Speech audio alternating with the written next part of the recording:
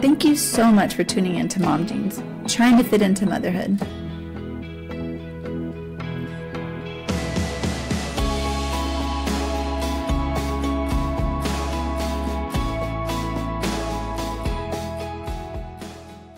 Welcome back to Mom Jeans, the podcast. This is episode 26, and today we are going to cover eating and introducing solids to our kids.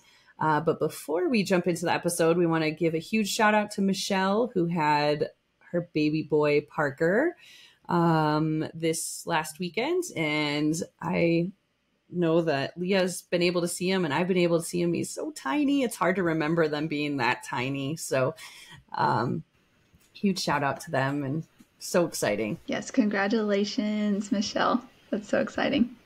He's very cute and very squishy. He is so tiny. Yes. All right. We, at some point, we'll get her on for her birth story. I asked her if she was ready right now, and she's like, give me some time. I didn't know she wanted to go because it was so fresh in her mind, but she said no. So maybe a little bit, a month or so, we'll get her on here and we'll hear about it and hear about the comparisons to her birth with Cece. So anyway, so let's go ahead and jump into our highs and lows of the week. Danielle, do you want to start?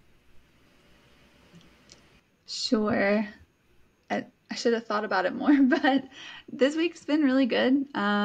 Weston has learned a new skill. He's jumping, but barely off the ground. I don't even think his feet leave the ground, but I go 1, 2, 3, jump. And he does the jumping motion. So that's been fun. I've noticed he's making more connections, which is really cool to see. So, for example, he has this lookbook. It's a Sesame Street lookbook, and there is a little stuffed animal lamb that's in it, and he pointed at that, and he'll make the lamb noise, but it sounds like he's laughing. He goes, ha, for the lamb noise. But then he has a lamb in his stuffed animal little bucket, and so he ran over there and pulled it out and then ran back over and then pointed at the lamb and then pointed at his lamb. So he made that connection that I have a lamb and that's a picture of a lamb. So I was like, oh, that's so cool, or a sheep. But that was really cool. He's just making those connections. And with that, he's also getting more opinionated by telling me no a lot. I'll ask him things and he's like, no. And then I realized apparently I tell the dogs no a lot because now the dogs bark outside and they'll bark at people walking by, and I usually yell at them like no or stop barking. And so now when they bark anywhere we're in the house, he's like no. So great. So now he's definitely starting to pick up my habits, and so that's kind of been fun. But then also I'm like, maybe I should stop saying no so much to the dogs because now he's just yelling no. Yeah, I am trying to think of a low. I didn't really have a low this week. But tomorrow I go on a trip to see my sister in South Carolina, and it'll be my first trip away from Weston. I've been away from him overnight once, but that's it. So this is like a full 5 days. So 4 nights away from him. I've been with him all day, every day, for his whole life, basically. So I'm definitely nervous about that. I know it's well needed and I'm excited, but it's also makes me feel a little anxious. So yeah, that's my week. I'm excited you're doing that though. I think that's going to be, like I said, when I did that with Hannah, I left her at, I think she was 9 months, and on the airplane, I cried so much. I was like, I can't believe I'm doing this. And then to be fair, I went to Hawaii. I got to Hawaii and I was like, this is awesome. I can wake up whenever I want. I don't have to think about what food I have to get her. It was nice, but I was so ready to get home when I got home too. Yeah. Exciting. Well, I'll also be at the beach. So you'll find me at the pool or the beach. So it has a pool bar. Yeah. Reading my books. There's a pool bar and grill there. So everything I need is going to be right there. So yay. It's gonna be great. That's going to be so great. Yeah. I can't wait to hear about it. Oh, and to add, Danielle, yes, I had the same thing with Hannah. That was one of the first things she started doing was yelling at Hank. because I would always be like, no, Hank, because of whatever it was. He'd like start crying because he wanted to go on a walk or something. And so she would go around, no, Hank, no, Hank. And I'm like, oh, no. No, I was like, tell her good girl or good boy. So I'm Yeah, kind of right. like, he's just yelling, no. Poor Hank. Yeah. Yeah. Leah, how about you? I think my high-low are one and the same. This week we went to Phoenix to see my dad and have a little staycation, and it was super nice. We stayed at a resort and did the pool thing, and my dad came over when he was able, and then we went to the aquarium, which was super fun. Wes was like, he's very introspective, so when we first get into a new environment, he really like takes a pause and looks around and observes, and it kind of like identifies if the scene is safe. And so when we were at the aquarium for like the first 15 minutes, he refused to get out of his stroller. He was like, nope, I'm hanging out here. This is my safe space. And then finally we got him out of the stroller and he was having the best time ever. So that was super fun. It was very sweet to see. And he saw all the fishies and it was pretty adorable.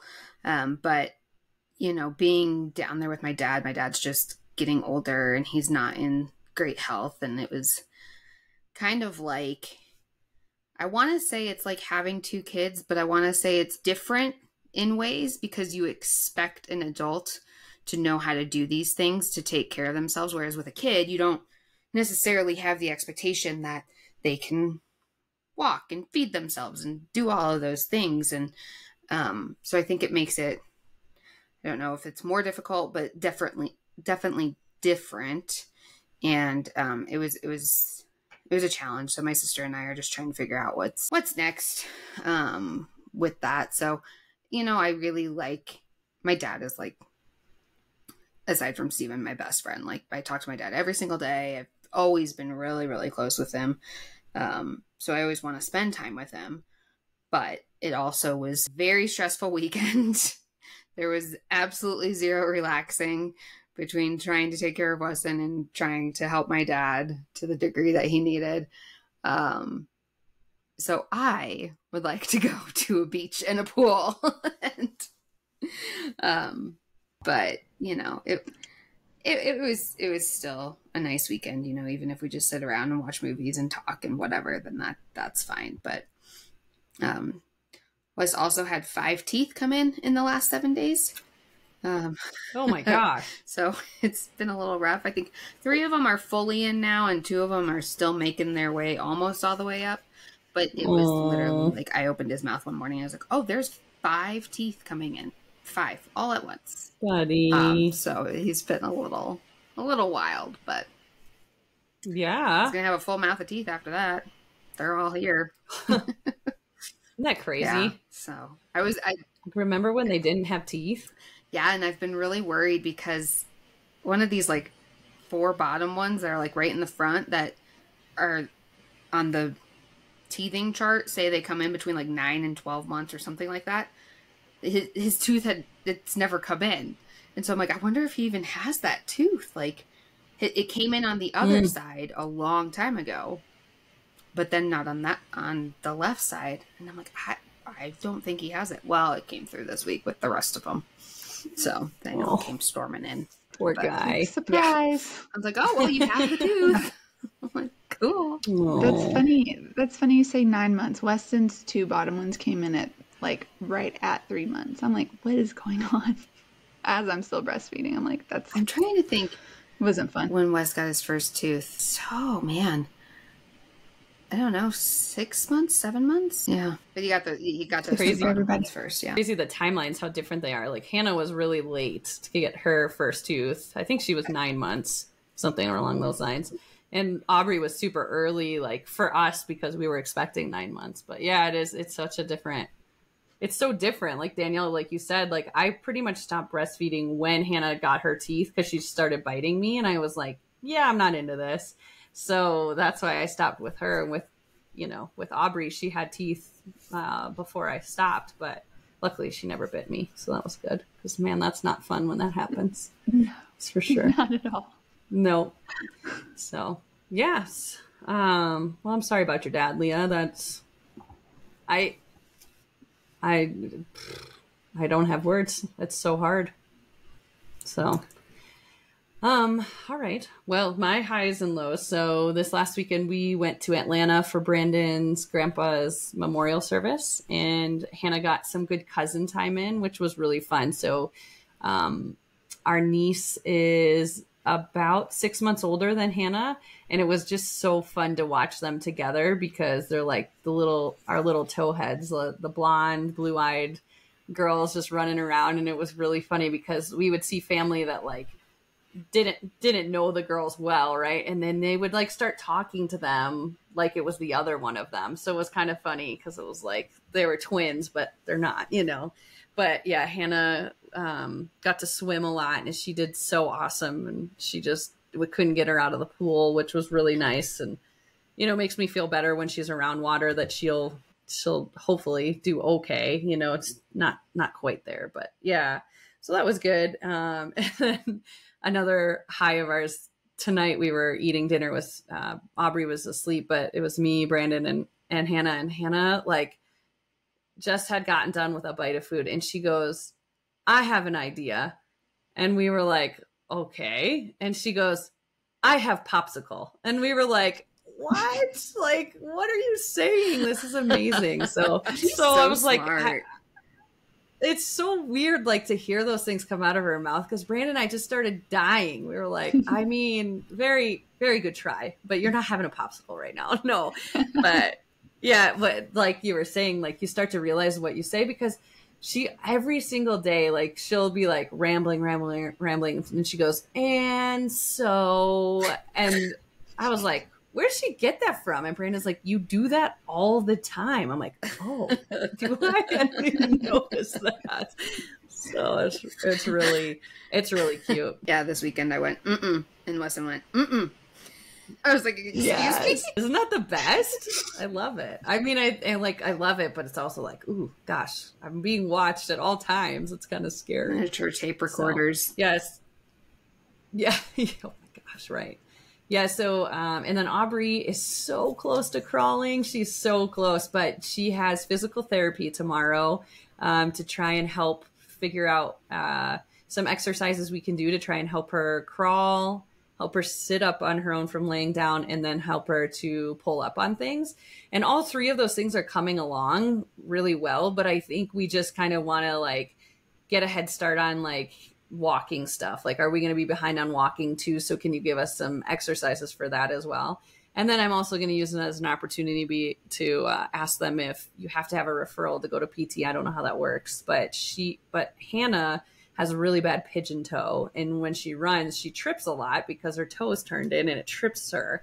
So I'm like, wow, why not just get in and see what we can find out? But I'm looking forward to that tomorrow. Brandon's going to take her. So take Aubrey. So that should be good. What is pigeon toe? Yeah, I think so. Her right foot is like turned in when she runs and walks. Oh, so she like, and we've talked to the pediatrician about it before, and they're like, oh, by the time they're 3, it should be straightened out. And we've talked to her daycare, and her daycare is like, we've noticed the pigeon toe, and we're not saying this is something of concern, but it's probably something you should bring up with the pediatrician, because we noticed that the younger kids do have that, but they've all grown out of it, and Hannah still does it. And we're like, okay, good to know. So maybe there's like a hip thing going on, or, we're not really sure. Obviously, I'm not great with that stuff. So we're going to talk to her about that as well. So yeah, so that's good. And then, I think the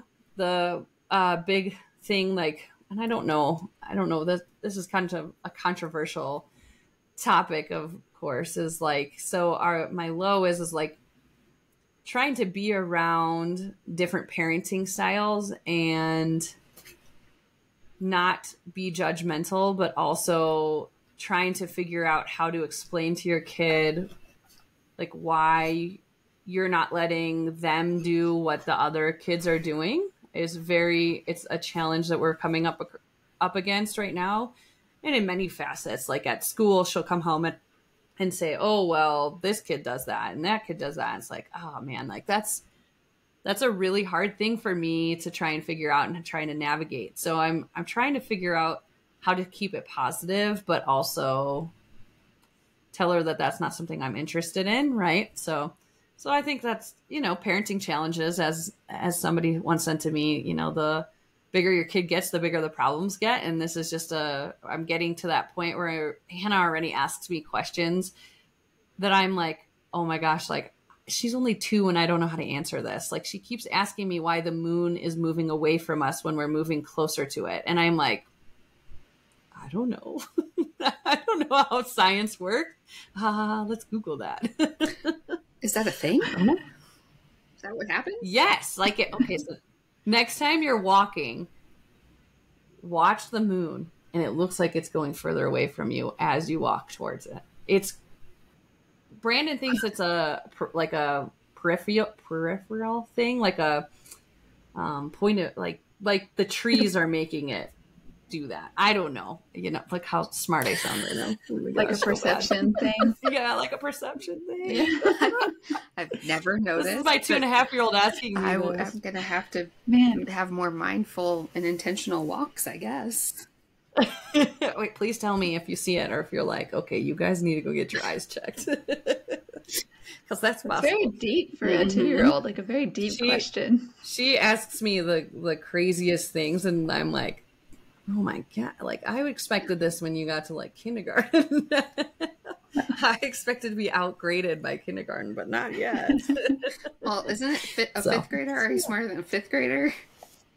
Yeah. Oh my gosh, that show was so hard. Like some of them I would get, but I was like, oh my gosh, this is crazy what they know. No, I wouldn't win that show by any means. No, for sure not. For sure not. Well, all right. Anything else to add before we jump into our topic? I did have a funny that kind of tied into last week's episode. So last week we talked about sleep and all the things that we've done to get our kids to sleep. Well, this week we got a message from a listener who has a young baby and was trying to get the child to sleep. I don't think any of us expected to open up the message and see that this parent said that they didn't have a snoo to put the baby to sleep. And the snoo is a very fancy bassinet that has some sways and some vibrations to it. And there's a lot of people who are diehard snoo fans. That's fantastic. I've heard great stories about it. But this parent did not have a snoo. And so the mom took one of her personal pleasure toys and put it in the bassinet to make the vibration for the child to fall asleep. I think that at some point we will all go through whatever we can do to get your child to sleep. That was a new one that I've never heard of, seen. And so, for all you parents out there, you got to do what you got to do. And the baby had a 5-hour stretch of sleep. So 5 nights. So congratulations to that mom and dad out there who were listening, heard us, thought it would be a fun story to share with us. Thank you for doing that. We all got a really good laugh out of it today. Still laughing about it. Yeah, we did. A couple hours later. So if you're looking for vibration for your child's bassinet, it might be in your nightstand. If you're in a pinch, now you know. That's incredible. Just make sure the batteries are fresh and you can keep using that tool. I love that. That is awesome. And please share those stories with us if you have them. Help another parent out. Who knew? Sleep tricks, man. We all need them. I love it. I think I blushed when I opened up the message. I'm like, oh. I was at work when I saw it, and I just could not contain myself. I had to, close the blinds in my office because I was laughing so hard. Yes. I think we're all crying right now. I was just going to say, for all of you listening, we're crying with laughter right now. Made me laugh that hard and so long. Yes. Oh, and I appreciate the honesty and the bravery of sharing that with us. Yes. For real. No shame in that. We love that. No. Yes, we are laughing with you. I didn't know what it was. Did you Google Lens it? Oh, I was like, I hope you Google Lensed it and you were on like your work Wi-Fi. Yeah, on your work computer, please. I mean, I did Google the swinging sister wives of Hulu today because there's a new show out, and I was like oh my gosh, I was with my regional leader, and I was like, oh, there's this new reality TV show coming out. It's about like swinging Mormons. The Mormon women, right? Oh. He was like, what? And I was like, hold on, I'm going to Google this. I'm sure this is a good thing to Google on my work computer. But on your work computer. Yes. I actually was thinking about, I don't know, did you guys ever watch the show Wife Swap? Yes. Mm-hmm. Yeah. I was like, could you imagine if we did that within our group, like how that would go? I cannot imagine how that would go. Fascinating. That would be a fascinating I think experiment. It would be awesome, but I mean awesome for like TV show. Yeah. Like the drama would be incredible. I just think of somebody in the house with Brandon and I can't even imagine how they would react to Brandon. Or me for that matter. I mean, I don't know, knock on him, but like I can distinctly remember one of the wives went into the house and the mom, like I think she had like 4 to 6 kids. Like it was a ton. And the laundry was just like outrageous to the point there were ants in their laundry. And the mom was like a super clean freak and was like, oh my, I'm going to die. I can't be in this house. This is horrible. And I like think about how I'm not the cleanest of people, unfortunately, but Brandon loves to have things in order. And I'm like, yeah, I could see where me being in somebody else's house would not go well.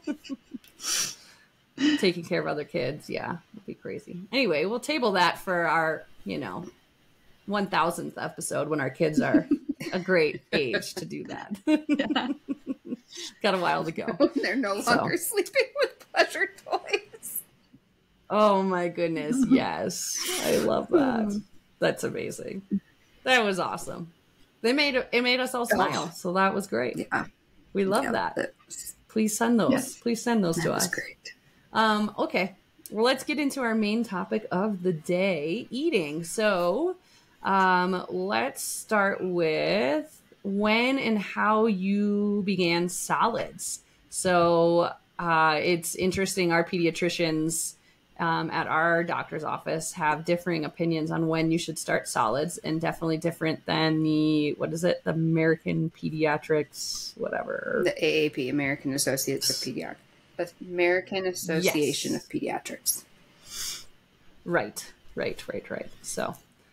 So Leah, you want to start? Yeah, so we started introducing solids right after Wes turned 6 months. So like a week after. We waited until his 6-month checkup just to make sure that there wasn't like any cause for concern to, delay starting solids. And the pediatrician actually said that one of her favorite things to start kids off with was ribs. And if you know my husband, you know that he loves to smoke meat, and ribs being one of his favorite things to make. So we made ribs, and we gave Wesson a rib for his first meal, which is very suiting for, very fitting for my family with my husband and his obsession. So we did that for his first meal, and then I followed a couple apps and information and stuff like that. I'm just like slowly introducing solids. So introducing like a new food every day, a new texture, stuff like that. Kind of did that from the beginning. That was about it. Nice. Danielle? Unfortunately, I wish I had started at 6 months. I let my mom talked me into doing it earlier because I was visiting and he was 4 months, and she was talking about how skinny he looked and like he was hungry and probably wasn't getting enough milk from me. So it's just like I got pressured to do it earlier. And so I started with cereal, in which I only did that once. His like stomach hurt so bad after that. But when I did get back, I started pureeing things. I didn't do baby led weaning because I was terrified of like him choking. So I did a lot of purees. Again, looking back at videos, with seeing him like not, he could sit up, but he was just still like, shaky or so. I wish I'd waited till 6 months, but I didn't. So you live and you learn. But I did. He loved butternut squash, still does. I'd puree that, sweet potatoes. I did avocados, bananas, like everything pureed. And yeah, we started that. And I don't think I started baby led weaning until probably 6 months. That's me. Nice. So it was really funny because with Hannah, I started her I literally think it was the day before her 6-month appointment at the pediatrician, because her pediatrician at the time said, oh, start at 4 months. At her 4-month appointment, they were like, start now. And I was like, interesting, because everything I'm reading is saying 6 months, don't start before 6 months. The American Association of Pediatrics said, do not start until 6 months. Like, it's really like a thing. So I was like, all right, well, I'm going to wait until, but I didn't want to go to the appointment at 6 months and tell her I hadn't started yet. So I started the day before. I gave her an avocado, like a slice of avocado or whatever. We did strictly baby led weaning. So we did not do purees, and I don't like, of course we did, yogurt. So I consider that kind of like that kind of texture I consider. But we did same thing, Leah. One of Hannah's first was steak, because you just want them to gnaw on it and feel different textures and stuff like that. So so we did that. And then Aubrey was the same way. So we started that for her at the day before, or like the week before her 6-month appointment, just to be able to tell them that we had started it, which is ridiculous. Like, whatever, lie, or who cares, right? So silly. But it was interesting because when I got to the 6-month appointment for Aubrey, which both of my kids have eczema, Hannah's far worse than Aubrey's. But when I got to the 6-month appointment for Aubrey, the doctor said, okay, I don't want you to do any allergens until 9 months, because I'm worried with eczema kids. Like, you don't know the difference between the eczema and the reaction. And we want more time for the eczema to try and like get it to be a little bit more solved, so then we can tell the difference between an eczema flare and an allergy.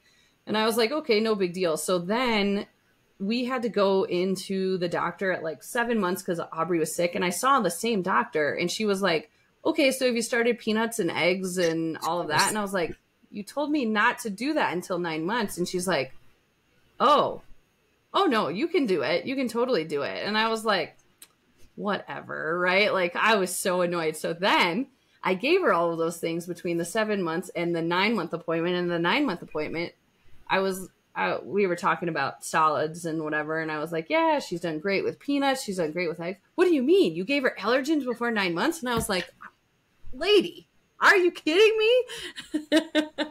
So I was like, what a whip around on that, right? Like, it was such a, just mouth the doctor's name. Oh, I'll text you. Okay. Yes. So I was so frustrated because I was like, all right, whatever, but luckily for us, we had no issues. And with Hannah, I introduced a lot of allergens because I read a lot, like the exposure is better for them and just keep their system going. And, so did you guys do anything as far as staying away from allergens or trying allergens, or how did you guys feel about that situation? So we did coconut. And when we gave Wes coconut, it's not one of the top 9 allergens, right? But when we gave Wes coconut, he broke out in this horrible rash. And so we called the pediatrician, and she was like, don't give it to him again. And they sent us down for allergy testing. So after that, we just kind of decided to hold off on doing the allergens until we went and got the allergy testing. And I don't know why it's not more commonplace to do the allergy testing. I felt like it was a very easy experience. It was very quick and totally worth it in my mind, to give us a peace of mind. He didn't come back having any sort of allergy. So that was great news. The doctor said it was some sort of contact dermatitis that can happen in fluke situations. He has had plenty of coconut since. He loves these like coconut straws from Sam's Club that he's obsessed with. So he eats coconut pretty much every day now. And then we do a lot of peanut butter in our house, dairy, eggs. He's had wheat, but we don't have it in our house. So it's very, very limited to how much he has wheat. But yeah, we haven't done shellfish because I don't eat shellfish. Because I don't know if I have a shellfish allergy. It runs really strong in my family to the point where we couldn't have any shellfish at our wedding because my uncle and my grandma would go anaphylactic if their food cross-contaminated at all. So I never grew up eating shellfish. I've never been tested for shellfish. Never had it. I have no idea. And we just don't eat it in our household either. So we haven't done that, but I think we've done pretty much all of the rest of them. What about you guys, Danielle? I think I had Weston try peanut butter at like a year and he was fine. I think eggs before that. I don't even know what month, but I just slowly, like, if it was an allergen, just making sure I wasn't adding in another allergen to see if he'd had a reaction. And Weston did fine. And I think I was scared about peanut butter. Not that I'm not allergic to peanut butter, but I guess it's just so many kids are, and people are allergic to peanut butter these days. And I remember texting Lisa, I'm like, how do I introduce it? And I'm like, when? And you had already introduced it, like you said a little earlier. So I was like, okay, it'll be fine. So I just let him try it and it was fine. Yeah. And he had shrimp a few months ago, like shellfish. So he's pretty much I haven't found anything that he's had a reaction to, which has been good, but does pretty good with dairy as well. We started that at a year. Did you wait to do all of your allergens until a year? I don't think so. Like, what are some others? Because the only one I was really thinking about was peanut butter and shrimp. Eggs, dairy, wheat, soy. Okay. No, because he had yogurt really early, so he did have dairy in that, and then eggs were like cooked and stuff. But yeah, it was probably in between like 9 months too. Mm-hmm. Sesame is an allergen. A year. Oh, I didn't know that. Oh, interesting. No, I didn't look at a list, and I'm just like, here you go. I had this Maybe I wasn't little paying attention to it too much. magnet that I paid like $5 for, and it was 101 before one. Gives you 101 foods to try before they're 1 year old. I think I counted it that I got to 67. And the rest of them I were like, I've not even heard of some of these foods. I know, right? I'm not going to go out of my way to buy something that he's likely never going to eat in our house, at least.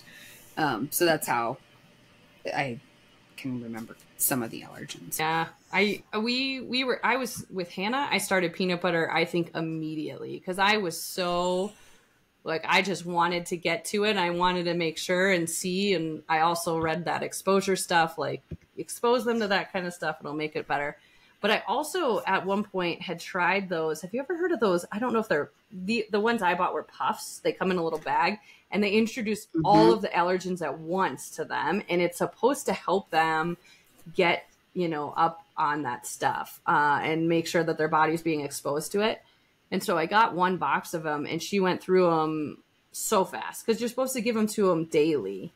And I was like, this is so expensive. I'm not doing this. So I stopped doing that and then just tried to read like the types of things that it exposed her to so that I could just make those things myself or do things like that. So yeah, for them, we've done a lot. Even since Hannah's been born, there's more products like that now that are out on the market. Is there? On the market. Yeah, because they've got the puffs, they've got the cereal, they've got the oatmeal, they've got bars. Like there's all sorts of that stuff now where it introduces all of the allergens in one item.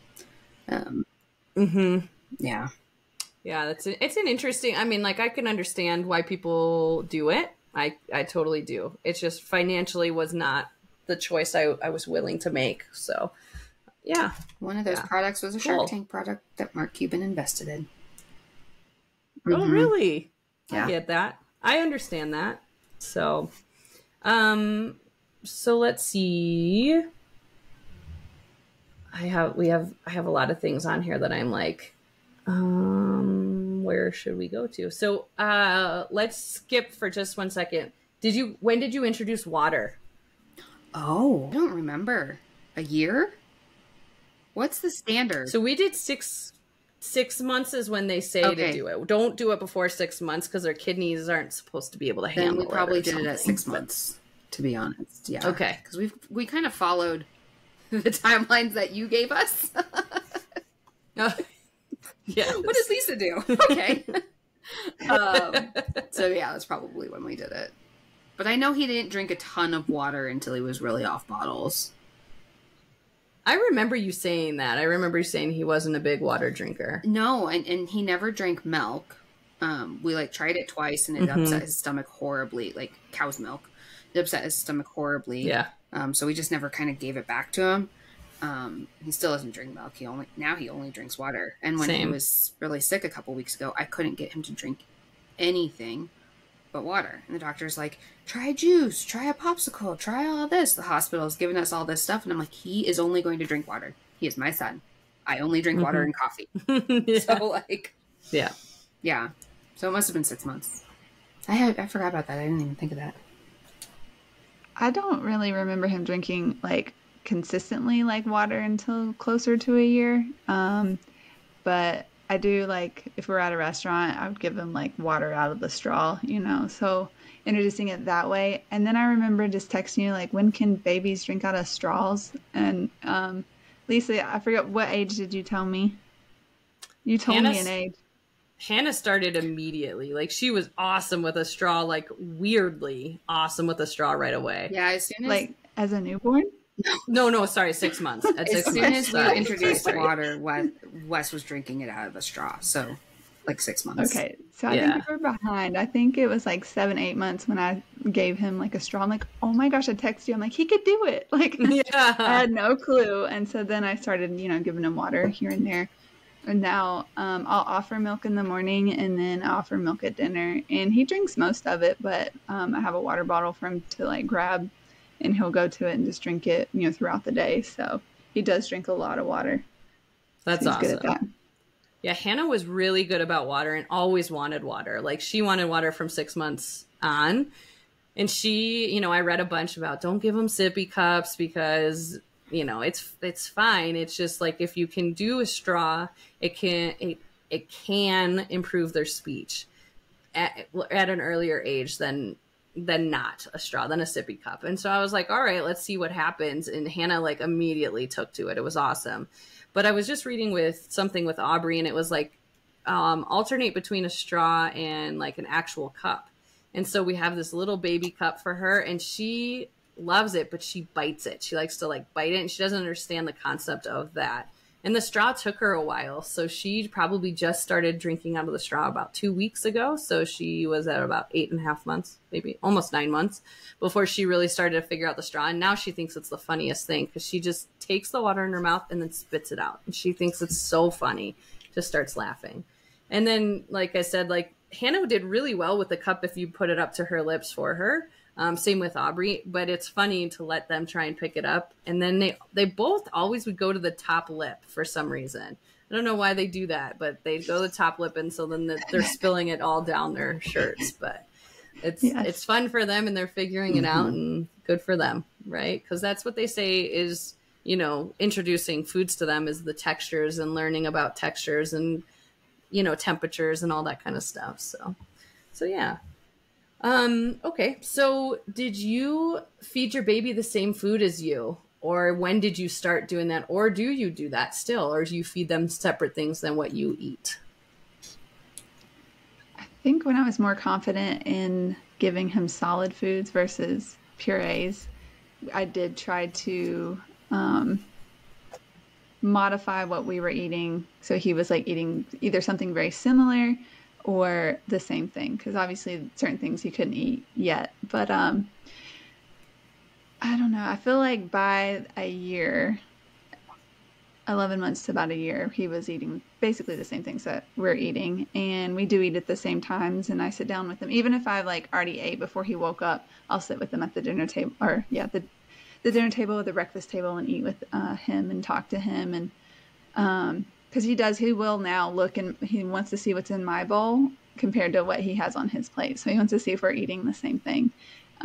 So we do eat very similar. And I really, like I said a couple episodes back, I'm trying not to give him something extra if he didn't eat what we ate, because then he's going to get in the habit like, oh, I don't want this. Mom will give me what I want. So we're starting that young. It's hard though. I'm like, did he get enough? Is he so hungry? And then went to sleep. So sometimes I'll give him like a snack, maybe right, close to bed, but it's not often. And he does pretty well for the most part. Some days he doesn't. So. Some days we eat the same thing. Some days we don't. I do a lot of meal prepping for Weston, and I need to get in a better habit of doing that for us as well. So yeah, it just depends. There's meals we all eat at the same time, but that's really, really, really rare during season. So usually I'm eating dinner after Wes, but I will always sit with him. I'll always sit with him at the table. We'll talk and have, play music and stuff like that. But we used to be really good, but it was off season. And during the off season, we would sit down as a family, eat together every night. We would eat a lot of the same things. But during the summer, that's just not really feasible for us. So I do a lot of meal prepping for him, and my freezer is chock full of meals for Wes. That's awesome.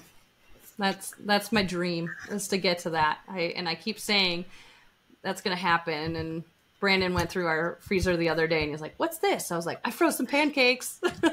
He's like, "What's this?" I said, "I froze some French toast." I was like so proud of myself. Those are the only frozen meals in there. I haven't done a great job at meal prepping. But Danielle, did you guys meal prep? Do you guys meal prep at all, or do you pretty much? Well, I used to meal prep like all the purees a lot, and then before Weston and before we moved here to Montana, Ryan and I meal prepped every weekend, and we'd have breakfast, lunch, and like sometimes dinner, and it was just so nice. And there's some Sundays that we'll meal prep, and Leah reminded me of like, and it's mostly for Weston, and so I actually might eat a different lunch than he does, but and that's kind of nice because I heat it up. But I realize like Weston gets tired of the same thing, because we're not meal prepping with like different meals. I feel like she's got a variety, and it's like the same thing every day. And he's like, "Yeah, I'm done with this." So we need to be, I don't know, just do a big meal prep one day and then like put it in the freezer and then just pull and then like have different varieties. That might be better, because like us, he gets bored. He's like, "I don't want to eat this again for the third day in a row." Right. So I for sure wish we meal prepped. I just like it. To me, it takes so much. It takes so much work to meal prep, but I know that it would be worth it if we did it, and we just have to get into that routine, and we just don't. And so like we're the worst, because like they're in the 2 years that Hannah has been going to daycare, I think I have prepared her lunch the night before less than 5 times. So every single morning we're like scrambling to get everybody ready and scrambling to get food ready, snacks, all of that kind of stuff. And I have to imagine that these daycare workers are like, what did they give her for lunch? Like, this is such a mishmash of whatever. But we go to the grocery store, I would say probably 4 to 5 times a week. Like we don't buy a lot in excess. Like we don't buy meals, like, because before we had kids, we would plan out our meals like for 5 days a week. And then we would be like, oh, well, we're going to go out to dinner tonight because somebody asked us to go out to dinner. So then we're wasting food, and we weren't good at that time about freezing stuff. So yeah, so like I got pretty turned off by the whole like prepare the whole week of what you're going to eat. But now it's just chaos. Like, and like you said, you get to the point where like, all right, tacos again, burgers again, because it's like easy and you remember it, right? Yeah. But yeah, I really would like to get to that point, because I mean, the mornings I wake up and I've prepared the night before, I'm like, this is the best. I have so much time to do whatever I want with Hannah, like go do whatever, play with Play-Doh or whatever. And you're like, why don't I do this more? So that's a dream of mine. But to backtrack a little bit. So before a year, we did not eat the same as Hannah. We would give her her own stuff, because I was the same thing as Leah. We worked off of that 100 foods to give under one before their turn one list. And same thing, Leah. I was like, I can't even say that word of like whatever that food is. Like, I've never even heard of that, but I'm going to go find it in the grocery store. Ridiculous. Like, don't do that. You don't need to do that. That's ridiculous. I mean, it's cool to expose them to things, right? But yeah, like, so I would give her a lot of things, and I tried a lot of things. It was Solid Starts is a good one that I use their references, because it would tell you how to prepare foods based on their age. So at 6 months, you do different things than 9 months, then you do different than 12 months.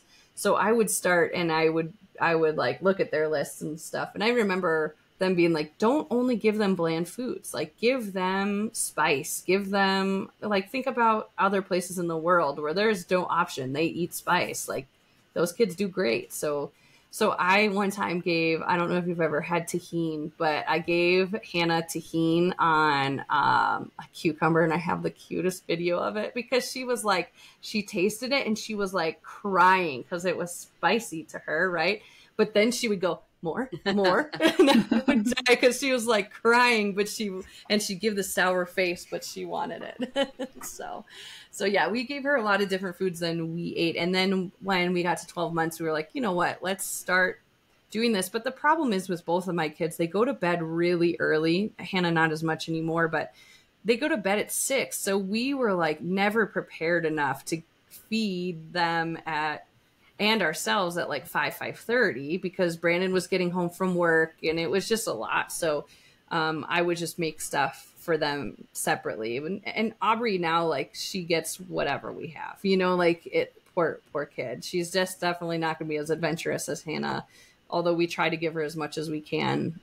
Same thing, baby-led weaning. We don't do purees for her and stuff like that. Like, pouches are treats for them. We give them pouches for treats, and they love them. So it's really nice to kind of treat them like a dessert to them. So we like to do that. But like I said, times wise, like, we try to sit down now with Hannah every night for dinner, and every single night we sit down and she goes, family. Oh, that's so sweet.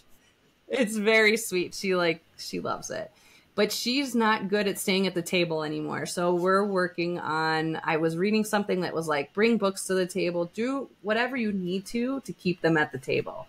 So we're going to start working on like bringing Play-Doh to the table and doing those kinds of things just to kind of keep her interest, and then slowly try to back that stuff off so that she doesn't need to have something at the table with her at all times. So yeah.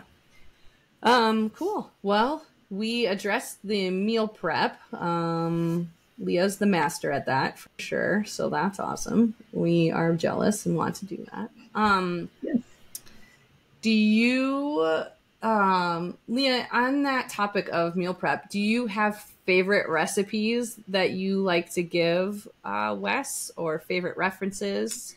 Yeah. So, here's it. In about 2050, Wes is going to be the chili cook-off king of the world.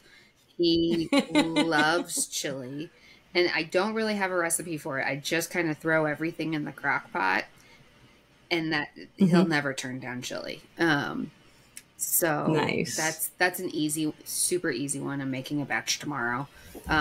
One thing that I did buy that I really love, and most people probably have this, I don't know, I probably should have had it before I was closing in on 40, a vegetable chopper. It dices all the vegetables. I just stick my onion in it, stick all my peppers in it. It saves me so much time with meal prepping. Like, it is just a huge relief. So 10 out of 10. Can you send me the link? Oh, dude, I found so it at that like we Home can. Goods.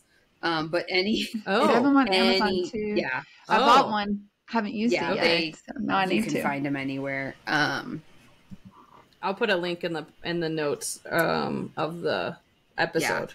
Yeah. That you could find a good one on Amazon. They're like $10. But I had a gift card to Home Goods and I was walking through and I was like, you know what? This looks like it'd be nice. It's nice. How is it to clean?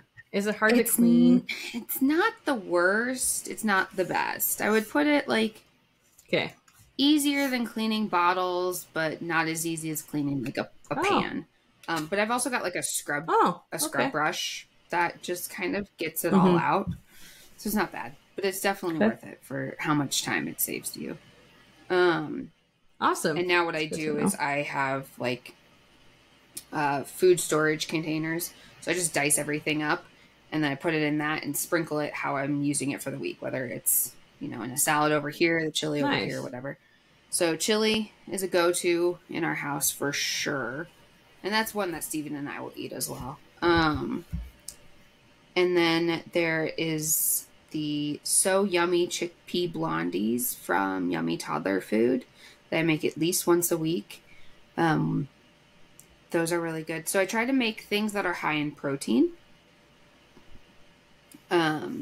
The new one that I'm experimenting a lot with is the viral TikTok cottage cheese bread.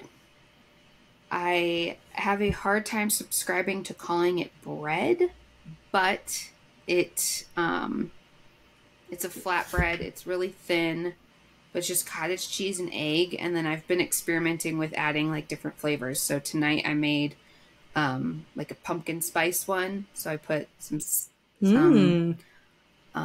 pumpkin spice seasoning in it and then a little bit of maple syrup to sweeten it up. I've done it in a way with garlic, done it just without any sort of seasoning. But again, it's like high protein, it's clean, it's easy. I use my food processor for everything. If it's a recipe I can make in my food processor, you better believe that I'm making it in the house. So, nice. The Yummy Toddler Food applesauce muffins, those ones are really good too. And then I'm a big Yummy Toddler Food recipe person. Yes. Like I go on there all like I make stuff from her all the time. I love her stuff. Same. Yeah. I do a lot of things. I make like, so I bought this mini waffle maker when we started solids with Wesson, and I was like so excited because I was like, oh, mini waffles, right? Like just not a full Belgian waffle, but like a mini waffle would be great. Cut it in fours. They'll be like little snacks. Apparently I accidentally bought a micro waffle maker because the waffles are about the size of $50. And I opened it up and I was like, oops, not what I was intending for. But now I use it for everything because it makes like kind of like good waffle cookies. So they're really small and then I'll end up with like 40 waffle cookies from a batch of whatever batter I'm making. But I do use that one often as well. But I will say that we had a brunch soon after you got that waffle maker at your house. And you made like 1 million of those waffles. And the bad part was I ate 1 million of them because I was like, oh, they're small. They're not that big. Like I can eat a ton of these to make them one waffle. No, not. I ate so many. They're smaller than a normal spoon. Like they're so tiny. It was awesome. But they're great. They're great. So last week I made banana, egg, quinoa, micro waffles. Ooh. But yeah, those are some of the things that have made like meal prepping pretty easy and reasonable. And I just try and make one thing a day. And by doing that, I end up with like extra storage, stuff in storage or in the freezer, and then enough stuff to usually get through the week. That's awesome. I need to start doing that. I know. Yeah. Me too. Weston really likes chili, but chili does not like him. He gets really bad diaper rash. It's probably the tomato, like, or the beans, I don't know. And he woke up when he ate the chili, and then we put him, after dinner and put him down for bed after his bath and stuff. And he woke up a few hours later. And so then again, the next day, I'm like, okay, I'm going to give him chili for lunch. Same thing. I put him down for his nap. He didn't stay down for his nap very long. And I don't know, it could have been a combination of teething, but as soon as I picked him up, he like burped and I just smelled like garlic. Okay, I'm so sorry your belly hurts. So he loves it. I've never seen him eat something so fast. Another thing that we also like to prep is Ryan will make a quiche, and he loves quiche. He's been asked for it by name, going quiche. So he really likes that. I'll do chickpea fritters because he doesn't eat a whole lot of protein. If I put chicken or anything, he like picks it out. In spaghetti, he'll eat meat if it's like going in, but he'll also like pick it out. So it's just, that's been hard. At least he'll eat eggs. So we try to do eggs and stuff in the morning. The chickpea fritters are great because, chickpeas, like beans, have protein.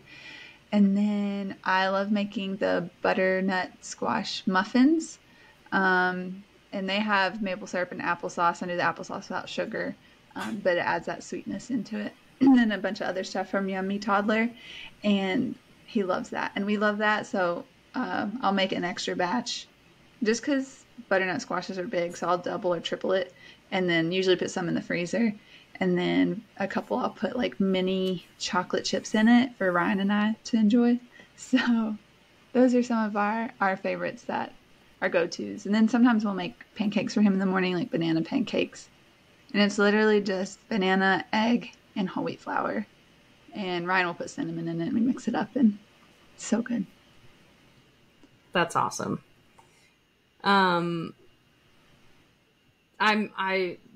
Same thing. Favorite recipes. We do a lot of the Yummy Toddler food stuff. Like I like to make at least muffins a lot. Her granola bars are really good. I did that. The problem is I eat them. Like if I could restrain myself from eating that stuff, we would have a lot of leftovers. We'd have a lot of frozen stuff, but I love her stuff like myself. And I'm like, man, I wished I knew this all existed when I was a kid eating Pop-Tarts every 3 seconds, and mac and cheese. So it was interesting. So 2 days ago, I had mac and cheese out of the box, which I haven't had, I would say, since Hannah was born. And I was like, I don't like this as much as I used to. It's interesting how you expose yourself to different stuff, how you start to have different taste buds and different feelings and wants and desires for things. So along those lines, how do you decide if your kid should and will eat something? Like you'll let them have that, and how do you decide what they can and cannot have? I'm still really strict on sugar. But personally, I don't do sugar either. So I shouldn't say I. Steven and I are very strict on sugar with Wes. So he still has not had like anything that has added sugars in it. And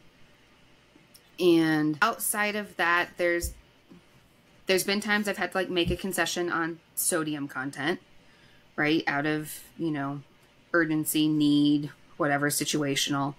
But I also just try and play by the rules of balance. Like one thing here is not going to hurt.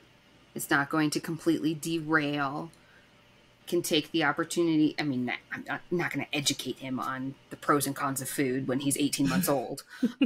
But, in the future, we can talk about like what good things do orange things do for you? What good things do green things do for you? And like kind of, I've read a lot about the psychology of food. I mean, I had a severe eating disorder when I was in high school, college. And so I have to have a good relationship with food. I have to model that. And so I have to figure out ways to teach that to him as well. Mm-hmm. And I'm hopeful, like you said, Lisa, right? Like, kind of when you don't have things, your taste buds change, right? Like, if somebody were to give me a soda right now, I would probably be so repulsed. I don't like that. I think it's like, Yes. that's not Yes. my thing. My taste buds don't go for that. And so my hope is that, like, by giving, and I don't know, right? He's going to be a kid and he's going to go to parties and they're going to have cake and all of that. But my hope is that he also is in tune with his body and feels like, oh, I had that cake and my tummy hurts, Mom. Or like, you know, hey, I had this and it made me feel great. Things of that sort. So that's kind of like where I'm hoping that Stephen and I can like really go with Weston. Less of, no, you can't have that, or more of like, let's talk about it. Or like, I don't know. Maybe that's totally unreasonable. He's 18 months old. I don't know. But food is really No, I don't think important so. in our lives. And so it's like, how do we make him have a good relationship with it as well? Mm-hmm. Right. Like, what I don't want to do is like, this food is good and this Right. food is bad. But I was reading a book. Well, I still am. I didn't finish it. I need to. The Raising Mentally Strong Kids. I keep going back to that book, but talking about how like, how's this food going? Is it going to help my brain or is it going to hurt my brain? And kind of, yeah, like talk through that kind of stuff. And so when they do have to make those decisions themselves, hopefully they think about it like, is this going to help or is this going to hurt? Because there's a lot of food that, you know, causes a lot of inflammation and then just like problems, you know, concentrating and thinking. And so it took me a long time to get a healthy relationship with food too. And I think it was my profession as a health teacher and learning more about nutrition in college that kind of like changed my perspective too. And just seeing certain family members just fad dieting all the time and this food's bad, I can't have it, it's gonna make me fat. And so like that's where my bad relationship came from. So I don't want to put that on to Weston, but we're also pretty, or I would say I'm pretty strict on the sugar too. I will say we did go out for ice cream the other day. There was a new ice cream place and I got the Huckleberry ice cream and I did have him let him have a few bites of mine. And Ryan's like, oh my gosh, like I'm gonna take a picture of this. Like you let him have his first ice cream. Yeah, he gives me a really Brandon hard does time. that to me too. It It drives makes me me nuts. bonkers. Yeah. I was like, I'm gonna let him have a few bites, yes, because we're eating it. It's like we can't be like, you Right. can't have this, but we can. But I was like, but we also need to think about the choices that we're making and be a role model to that. Because Ryan, if we have a 12-pack of soda, like that thing would be gone in a weekend. Like Oreos would be gone in a day. So I don't buy that stuff, and so I feel like I'm trying to help Ryan change his ideas on food, but it's not working. Because I'm like, okay, I know that you like this food, but let's think about Weston and we have to be a role model of what we eat and like, you know, making good choices. So he thinks I'm so strict, which is unfortunate. So it's hard. But then he's also like, I'm just giving you a hard time. Like, I'm really glad that you're making us like these really good meals and all the things, but it's still, I don't know. My family doesn't get it very much. So that's the hard part. So, yeah. I agree with that. So it's interesting because when Cece was born, Michelle introduced me to the Yuka app and she was like, it's mind blowing. And I was like, what is this? Right. So you can scan barcodes of foods. And I think it's also cosmetics, right? It Yes. does cosmetics but it won't do like certain products, whatever. It doesn't matter. So my new thing with scanning, I scan everything. So Hannah, that's another thing Hannah makes fun of me for. We'll go to the grocery store and she's like, wait, Mommy, I have to scan it. And I was like, oh, Jesus. Like, this is, you're right. I do. I scan everything. Yeah. Right. And so I scan things and I look for additives. And if they say there are risky additives in it, I will not buy them. If they're moderate, I try not to buy them. And if they're low, then I kind of depends on what else in there is. But they have scores of, 0 to 100, 0 being the worst product you can possibly have, 100 being the best product you can possibly have. So I have really gone to using that in the store itself for ingredients and stuff that I'll make, of whether I will let them have those items.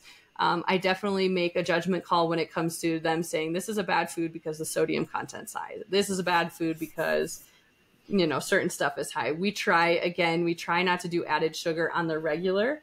We have definitely changed our stance with Hannah in circumstances, like you said, when she goes to birthday parties, I don't want her to be like, why does everybody else get to have a cupcake, but I can't? But I will tell you, we haven't been to many birthday parties. The one birthday party we went to, she had a cupcake and she was like, I don't like that. And I was like, yeah. See, that's what I'm hoping for, right? Like, it's like, you give them healthy food. Well, you know what? That's gonna last once. It's not gonna last forever, but at least the one time it happened, I was so proud.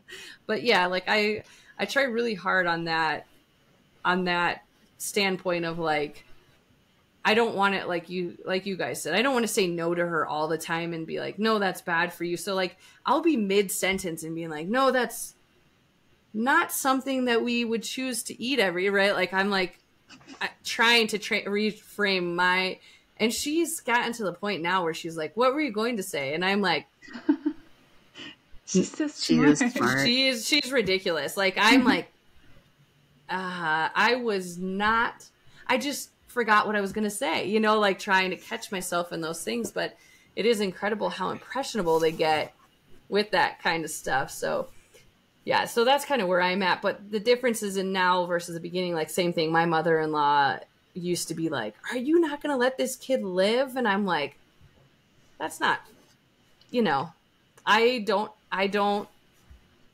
want my kid to have ice cream every day because I have ice cream every day and I feel poorly about myself a lot because I eat that ice cream, and not poorly about myself, but my stomach hurts a lot, like a lot of times because I eat that ice cream every single day and I don't need to do that, right? That's not necessary. And I really do think that eventually sugar is going to be one of those things that they're going to be like, you know, like probably not as bad as tobacco, but you know, like it's going to be like, hey, this is not good for you. So there's a lot of studies out there that show that sugar is more addictive than cocaine. So there's a lot of science behind it. And that's part of the reason why I've made the decisions I've made for myself to get off sugar. I mean, I've always, don't get me wrong, I will sit down and devour a bag of chips in a second. I'm much more savory than I am sweet. Kind of goes for my personality too. Much more salty than I am sweet. But yeah, no. So there's a lot of science behind that, Lisa. Like it's very much a real thing. And like, I mean, I don't want to get too scientific, but like sugar fuels cancer, and like there's a lot of it. One tip that somebody gave me, I don't remember who, when I was just trying to like really strengthen my relationship with food, is like, if you can't pronounce all the ingredients on whatever it is, then you shouldn't get it. And so I follow that a lot. There's a new brand of Chex Mix out that's fantastic. Keto Crunch, I think, is what it's called. Link? They had it on sale. So that's my other thing, is I will only try new things if they're on sale. And they had them on sale at Sprouts, and I was like, oh, I'll try this. And it was really, really good, and it's really clean ingredients. The sodium's a little bit high, but it's clean ingredients. It was very, very, very good. So highly recommend that. But that's what I think. No, so I was just going to say, like, similar to the Yucca app, right? Like, I am more in the habit of picking up and reading the ingredients versus scanning it. And I got a little annoyed with Yucca just because it would say something was bad, but then it would say it was bad because it had baking soda. And I'm like, oh, okay, like, you really have to look at what it is that's triggering it to say it's got a low rating. But I'm with you, right? Like, if it hazardous additive or something like that, then, you know, I agree. But I'm just more in the habit of actually reading the ingredients on the bag. Yeah, I do that too. Only because I taught how to read a nutrition label, like, to high schoolers, and so I was very passionate about that too. And we did watch a documentary. I was trying to look it up, but I can't remember what it was exactly, but talking about the same thing with it was all about sugar, but it was how it showed a brainwave of a brain on cocaine and a brain with sugar, and it was lit up the even more than the Yeah. cocaine brain. And so it was It's wild. called And Fed it is Up. hide sugar, like these. Oh, Mm-hmm. that's it. Yeah, Fed Up. That's a really good one if you haven't watched that one. It is a little outdated, but it is very interesting. Like, it even talks about like the Mm-hmm. lobbyist or the for the food company and stuff, and how they even changed like Michelle Obama's idea. She was going so hard against these food companies, and then all of a sudden she's partnering with the food companies, and I'm like, but it's just because they were like, oh, she's coming after Coca-Cola. We need to work with her. It's not the food that's making you fat. They said it's the lack of Yeah, it was exercise, which the is not. narrative totally swapped. But also, Yeah. like, so in that documentary, Fed Up, it's by Katie Couric. I also learned that on the nutrition label, because this is a lobbyist thing, they don't, everything has a percentage of your daily value except for sugar, because almost every processed food is going to have more of your daily value of sugar than is recommended.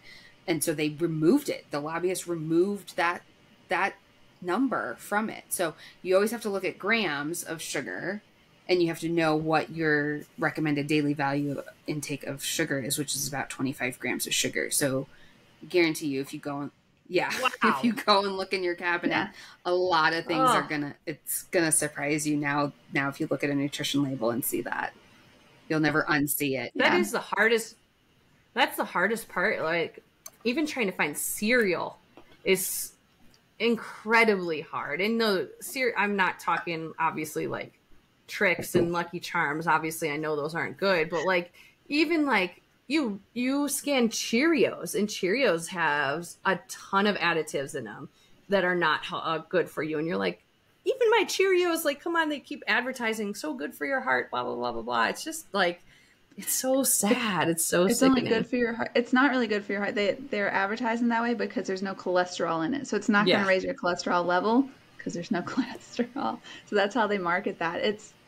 It's funny how they market things too. And it wasn't until 2020 when they changed the food label to now they have to have how much added sugars in it, because they used to just like, it's this much sugar. Well, is that from the fruit that's in it, or is it from the added sugar? So, and then now when you look on Pop Tart, we just went on a rant, but if you look at a Pop Tart box, used to it was it had the sugar and everything on it, one label. Do you know what the serving size for Pop Tart is? It's one, isn't Probably it? like Because a they come in quarter of packs a of two. It's one. They come in a pack Yeah. of two. It's one. So now the food labels have to put like, okay, this is if you eat one, which is the Yeah. recommended serving size. Who eats one Pop Tart? I always ate two. Well, they came in packs of two. So come on, Absolutely. of course. Yeah. They do it on ice cream now too. It's like, okay, this is a serving size, but if you eat Yeah. the whole tub, Yeah. yeah. So it's just, That- I'm glad those things have changed, but still, it's like, That was what the are you doing? mind blowing thing to me when some restaurants would put it on their menus of the calories, and I was like, I'm gonna go on a soapbox really quick.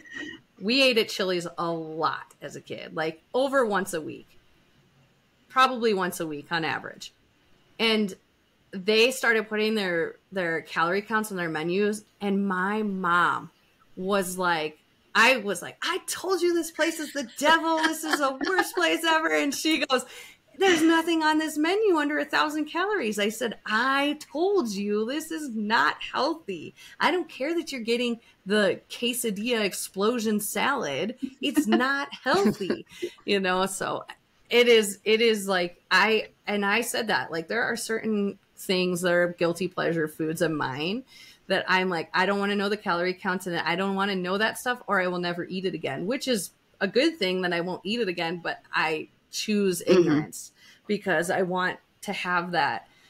But it is amazing. Like, I said this, I usually do a no sugar for January and try to go as long as I can in the year. But that first week off of sugar, I am horrible to be around. Like, I am irritable. I'm so like, I'm tweaking. Like, I need my sugar. Like, I'm freaking out. Like, even today, I was like, all right, I haven't had any sugar in a day. I didn't have any sugar yesterday. So then today I was like, all right, on my way home, I'm going to drive to Whole Foods and I'm going to get dark chocolate candy bar. And I literally went out of my way to go away from Whole Foods so that I wouldn't stop and go get that.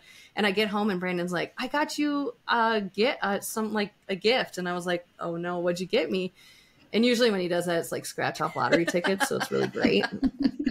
And he opens the freezer and it's a frozen chocolate bar. And I'm like, give it to me. I can't say no. It's here. Like, this is so, like, if I don't buy it and I don't have it in the house, like, I will, like, I'll start to get really like twitchy, like, oh, I really need this. I really need this. I'm going crazy, but I won't make the effort to go out and get it, you know? But yeah, like, we've obviously shown our unhealthy sides to how we feel about food. And I just so hope that my kids don't have to experience that. But it is really difficult, like you guys said, being a good role model, right? Like I was hiding food from Hannah and Brandon's like, don't you think that's pretty bad if you have to hide food from Hannah? And I was like, it is.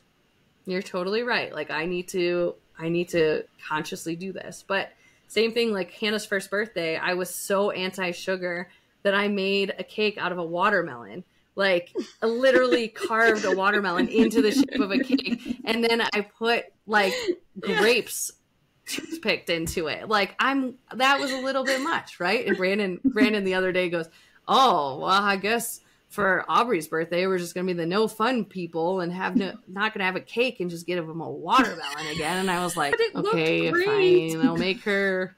I was very proud of it. Good. But it did, but it's not like you're serving that up to anybody, you know, it's like, whatever. I told him, I was like, some watermelon.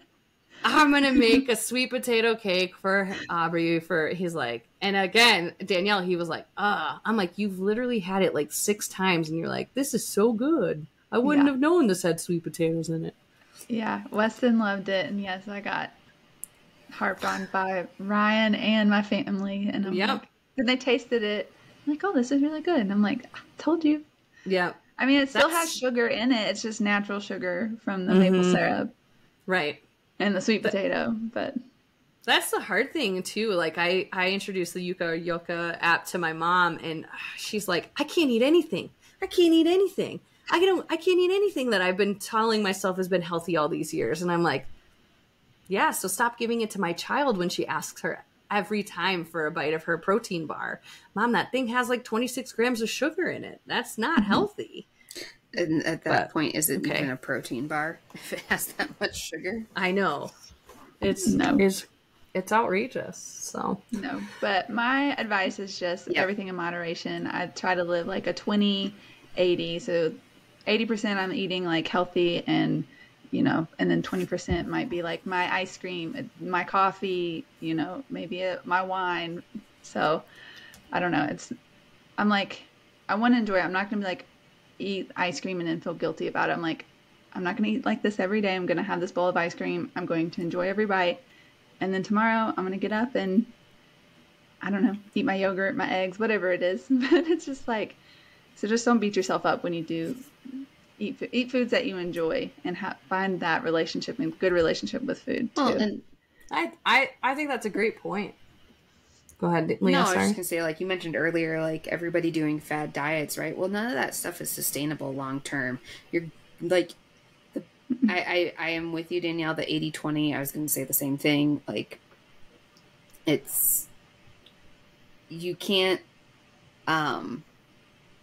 torture yourself and you still deserve to live a life, right? So, like, if you make the majority of your choices be positive choices, then you're gonna be okay. Yeah.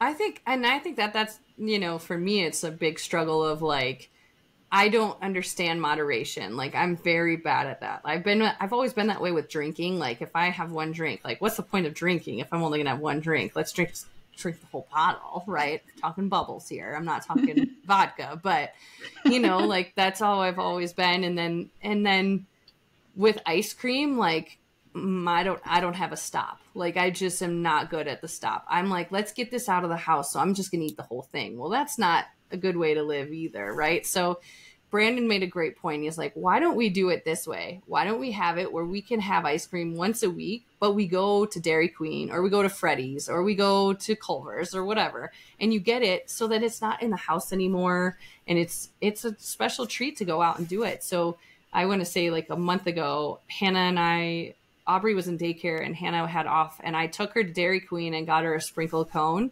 and she was like, this is the best thing that's ever happened to me. Like, she loved it. She thought it was so fantastic. But the funny thing is, even after that, like, I'm lucky because right now her memory's not terribly great on everything, but she doesn't remember having that. So she doesn't ask me for ice cream again, which is so awesome. And I'm like, how do we make this like a rare special treat that she doesn't obsess over when she does get it and want to just wolf it down because she doesn't get it that often, you know? It's hard being a parent. It's hard.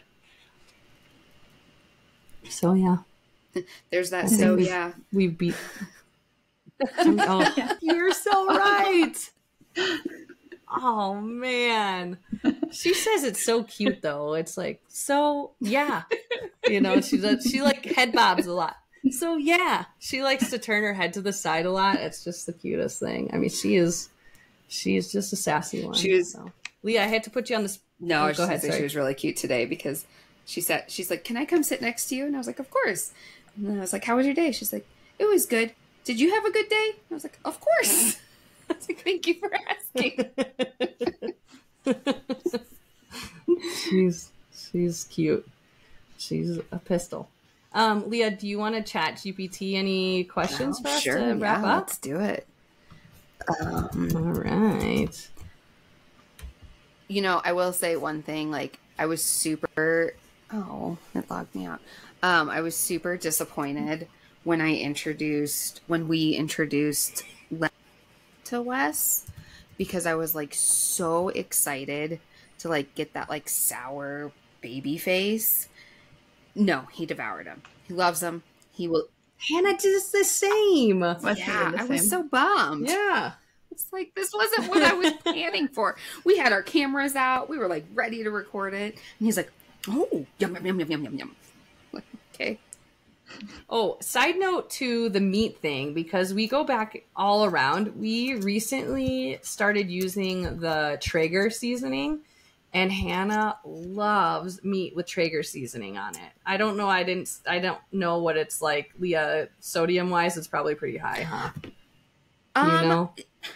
It may not be. Some of them are fine. They're not too terrible.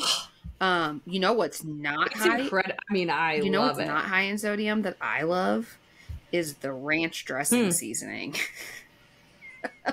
Ooh. That on everything. Oh my gosh. But it's not the best for you. It's filled with some chemicals. But yeah, you'll have to tell me which seasoning you guys use, because we have like 55 different seasonings. It literally just says Traeger on it. But it definitely has an additive in it that is hazardous. Silicone dioxide. Yeah. Okay. The word silicone does not sound good. No. I will tell you though, it tastes incredible. Like, we put it on chicken and steak, and they taste completely different. I mean, it's awesome. Obviously, chicken and steak are different, but the seasoning sounds different. Yeah. Impairs liver function. That's good. Yeah. Okay, yeah, ChatGPT just said, what was the most surprising reaction your baby had when trying a new food for the first time? I feel like we kind of just covered that with lemons. Well, I don't know, because yes, the citrus. Is there anything that your kid didn't like that you're surprised they didn't like?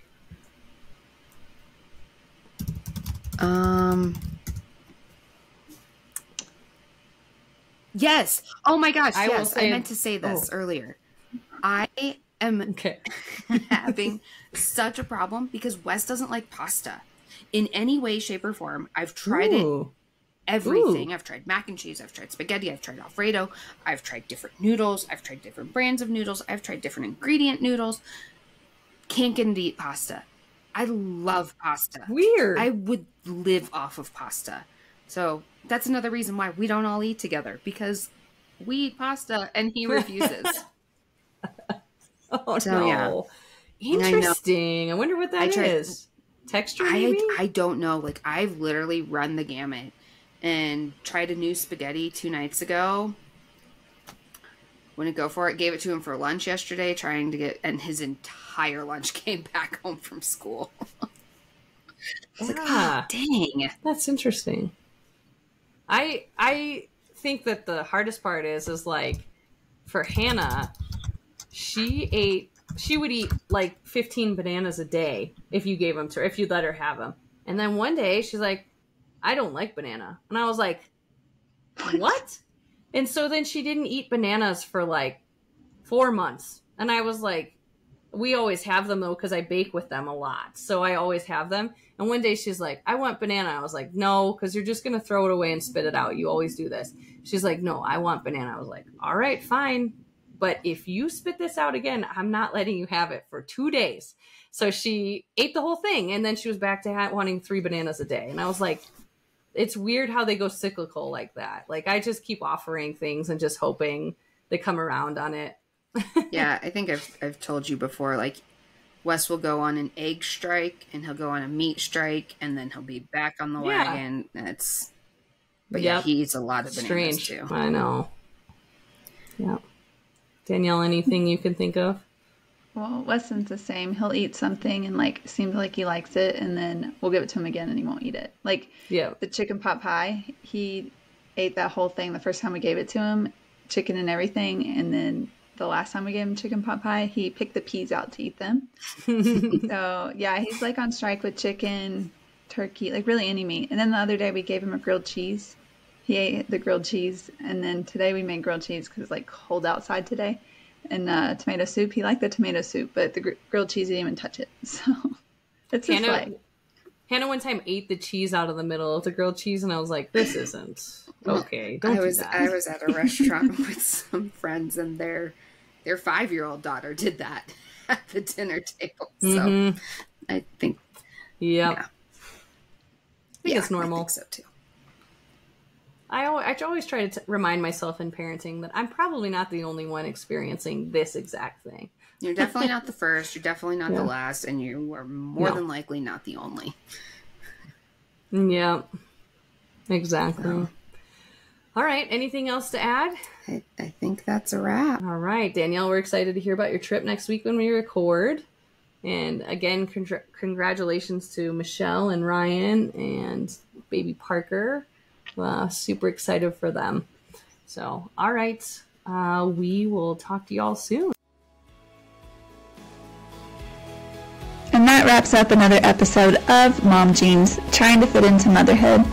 Thank you again so much for listening to us. And if you enjoyed this podcast, please consider giving us 5 stars so other mothers out there like you can find us and listen. If you would like, you could follow us on any of our socials at Mom Jeans, the podcast. If you have questions, would like to send us your birth story, or give us suggestions or things that you would like to hear, please email us at hello@momjeansthepodcast.com. See you next week.